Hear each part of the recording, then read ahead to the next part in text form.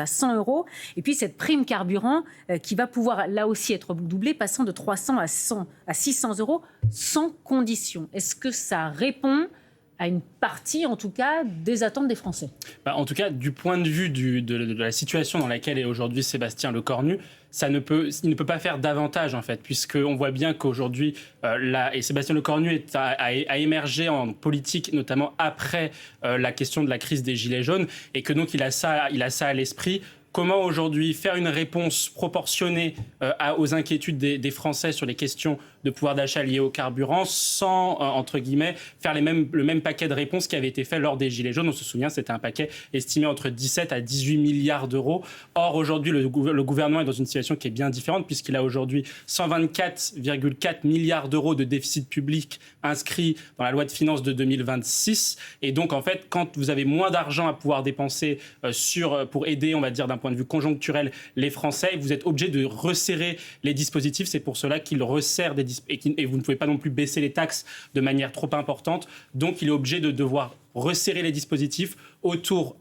de certains secteurs d'activité, notamment ce qu'ils ont appelé les grands rouleurs, et puis deux, effectivement, conditionner un petit peu les dispositifs d'aide à des prix, au kilométrage, à la régionalité, etc. Parce qu'aujourd'hui, le gouvernement ne peut juste pas faire plus compte tenu de la situation des finances publiques. Bonjour Pablo Pio-Vivien, merci d'être avec nous, rédacteur en chef de la revue Regard. Même question, quand on voit ces premières informations à France Info qui nous parviennent, doublement de la prime carburant employeur de 300 à 600 euros, la prime grand rouleur là aussi qui serait doublée passant à 100 euros, et puis bon, les aides sectorielles qui sont prolongées. Si on est dans un scénario de blocage, de guerre au Moyen-Orient qui dure encore des mois, voire une tension latente sur des années, là, oui, on rentre dans quelque chose de plus structurel. Mais à ce stade, parler d'une crise structurelle, je pense que c'est peut-être prématuré au vu de l'incertitude qu'on a de la situation sur le terrain. Oui, Mathieu.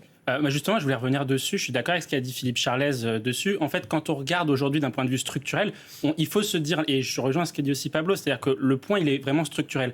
Si on prend entre l'année 2015, on avait produit une étude, entre 2015 et 2020, le cours moyen du baril de Brent, c'est 57 $, donc sur 5 ans en moyenne. Entre 2021 et 2026, on est passé à 80 $. Donc on a déjà une augmentation de quasiment 40% structurellement, qui était liée notamment à la guerre en Ukraine, mais aux événements aussi, à l'instabilité du Moyen-Orient après le 7 octobre 2023. Donc on voit quand même que structurellement, et c'est ça l'enjeu, je pense, pour les Français, c'est que le prix de l'énergie va être de plus en plus cher à mesure qu'on avance dans le temps. Et ça, c'est une nouvelle donne, indépendamment de la question du détroit d'Ormuz. Et c'est le cas sur le pétrole, c'est le cas également sur le gaz. Si on fait le même calcul sur la même période, on passe de 6 euros le mégawattheure à 18, donc on est sur un facteur à x3. Ça sera même pareil sur l'électricité, y compris sur le nucléaire produit en France, puisque avec la fin du plan grand carénage, le prix de production d'électricité, de toute façon, sur le nucléaire, va augmenter. Et je ne parle même pas de fait de développer les ENR, qui sont subventionnés par l'État et qui coûtent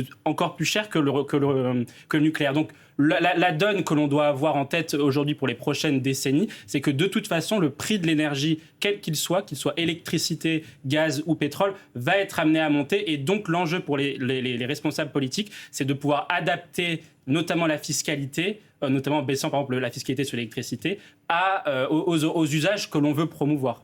Alors, pour revenir sur ce que nous disait notre journaliste Camille Plaisant, qui se trouvait dans une station-service en région parisienne, on a vu les prix à la pompe qui sont effectivement très hauts. On a entendu aussi, il nous parlait de cette prime pour les gros rouleurs. Donc là, c'est l'État qui aide. Et puis, il y a cette prime carburant. Cette fois, c'est les entreprises. Quel est le message que veut envoyer l'État ? On va essayer de répartir l'effort ? Ouais. Je pense qu'il y a deux messages que le gouvernement veut envoyer sur la question de la réponse à la crise au carburant. Le premier, c'est nous allons aider surtout ceux qui travaillent.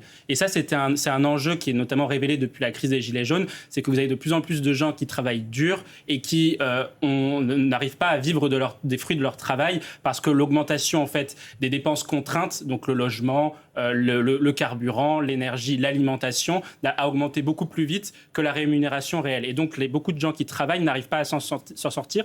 Et donc, il y a aussi un enjeu de politique publique, il y a un enjeu politique pour Sébastien Lecornu et pour le bloc central qui consiste à s'adresser à cette catégorie de Français. Le deuxième enjeu ensuite, après, c'est effectivement d'expliquer que le secteur privé en général, peut aider et doit aider davantage les Français. Ça se traduit par effectivement la question de la prime carburant pour les entreprises, mais ça se traduit également par le discours qu'a le gouvernement à l'égard de Total ou à l'égard des énergéticiens, qui consiste à essayer d'inciter ou de demander à Total de maintenir des prix à la pompe le plus bas possible, autour de 2 euros, pour que justement les Français puissent s'en sortir et en fait partager un petit peu l'effort. Et ce que l'on voit sur cette crise du carburant depuis donc février 2026, c'est que le secteur privé, que ce soit donc les énergéticiens ou même également, donc Total surtout, même également la grande distribution avec les paquets anti-inflation, c'est que le secteur privé, il fait aussi également, il n'attend pas forcément l'État pour aider le pouvoir d'achat des ménages. Pablo Pio-Vivien, votre réaction,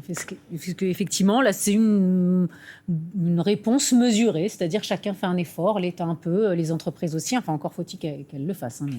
Oui, et c'est là que c'est un peu compliqué parce que... C'est ce que j'allais dire. Effectivement, on arrive dans une période de stagflation. On pourrait arriver dans une période de stagflation sur le modèle de ce que l'on a vécu après les 2 chocs pétroliers, 73, 79. On peut rappeler ce que c'est la stagflation. Stagflation, ça veut dire c'est un modèle économique où, en fait, c'est une situation économique, un cycle économique où vous avez une forte inflation, au-dessus de 4-5%, et vous avez une faible croissance. Et en fait, le problème donc c'est comme donc au début des années 80, en France, on était même arrivé à des taux d'inflation au-dessus de 10%, des taux de croissance quasiment nuls. Cette situation est catastrophique parce qu'en fait, ça veut dire que, comme il y a peu de croissance économique, eh bien, le pays ne s'enrichit pas, il ne produit pas de richesse, et c'est d'autant plus vrai dans un pays dont la croissance dépend beaucoup de la consommation. Il faut quand même rappeler que le modèle de croissance française est porté à plus de 60% par la consommation des Français, donc c'est quelque chose de problématique. Et puis deuxièmement, c'est que l'inflation fait que de nombreux Français qui, du coup, comme la croissance ne permet plus l'enrichissement ni de l'État ni des Français, eh bien, ont un salaire, une rémunération réelle qui stagne et qui doivent ensuite après composer avec des prix, des prix inflationnistes et donc effectivement un pouvoir d'achat qui mécaniquement se réduit compte tenu de ce qui vient d'être dit sur le textile, sur l'habillement, sur le carburant, sur le logement, etc. Cyril, là, si on se dirige vers un scénario de stagflation pour le gouvernement, ça va être ça les arbitrages du gouvernement. Oui, en effet. Soutenir l'économie. Et tout à fait, parce qu'en fait, c'est très important ce qu'a dit Philippe Charlès à la fin, c'est qu'en fait, aujourd'hui, et quand on prend l'exemple notamment début des années 80, en fait, il y avait 2 chemins qui étaient possibles pour répondre à la stagflation. Le chemin qu'ont pris les anglo-saxons, donc notamment Margaret Thatcher, Ronald Reagan, qui avait été de baisser la dépense publique pour stimuler la production, notamment la production du secteur privé, la production industrielle, etc., pour que vous puissiez produire plus, ce qui permet effectivement de rétablir des prix, de baisser les prix, puisque forcément vous avez plus de produits qui sont abondants, et donc effectivement on ralentit l'inflation de cette manière-là. La deuxième option, c'est celle qu'a emprunté la France sous François Mitterrand, mais également sous Jacques Chirac avant François Mitterrand, donc c'était le plan Chirac en 1976, c'était de faire une politique keynésienne, c'est-à-dire de dépenses publiques. On augmente la dépense publique pour soutenir la consommation. Or, ce qu'on voit après le plan Chirac et le plan Mauroy de 1981, c'est qu'on a creusé le déficit public. D'ailleurs, c'est à partir de ce moment-là qu'on n'a plus de budget français de l'État à l'équilibre, puisque les derniers budgets à l'équilibre, c'est 1974. On creuse le déficit public. On stimule la consommation, sauf que la consommation est importée, puisque les Français ont du coup consommé des produits qui étaient produits ailleurs à moindre coût, notamment dans les pays asiatiques, à l'époque surtout le Japon, Taïwan et Singapour, puis ensuite évidemment la Chine, et ce qui ne permet pas finalement de produire plus sur le plan national, et ce qui ne permet pas de lutter contre l'inflation. Donc c'était une spirale un peu inflationniste. C'est pour ça que la France a mis plus de temps à sortir de l'inflation des années 80 que le Royaume-Uni ou les États-Unis. Pablo Pio-Vivien, encore une fois, ces informations France Info avec ces différentes annonces. On attend encore une fois le Premier ministre.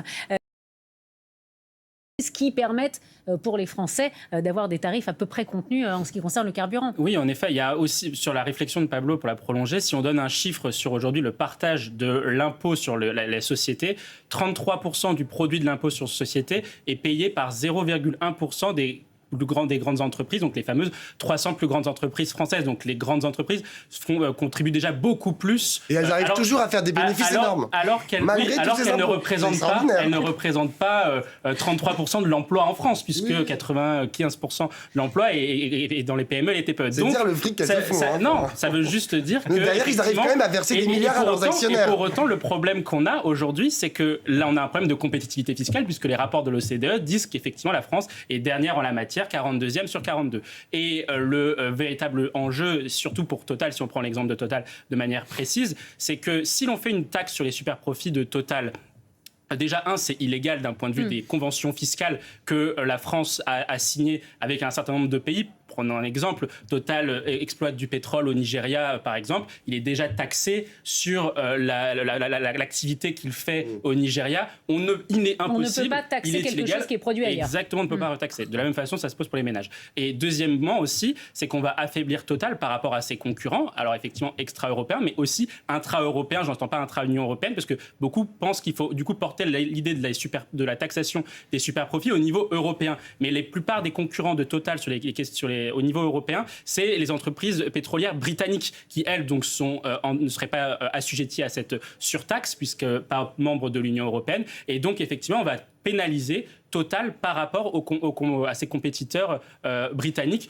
Et on voit bien quand même, malgré tout pour Pablo, que l'augmentation des impôts dans notre pays, et notamment sur les entreprises, ne se traduit pas par une amélioration de la qualité de vie des Français d'un point de vue général, puisque aujourd'hui la France est première nation au niveau de l'OCDE qui prélève le plus, 46% du PIB, et pour autant on n'est pas le pays le plus prospère de l'OCDE. Ou alors prospère, je ne sais pas, mais on a une éducation gratuite, on a une santé gratuite. Mais est-ce que l'éducation est meilleure que dans les autres pays? Non, les tests en PISA disent que non. Est-ce que l'hôpital est meilleur que dans les autres pays? Non, mais la crise sanitaire révèle que non. Enfin, franchement, le fait qu'on puisse y avoir tous accès de manière égalitaire et sans sortir sa carte bleue, c'est quand même quelque chose. Enfin,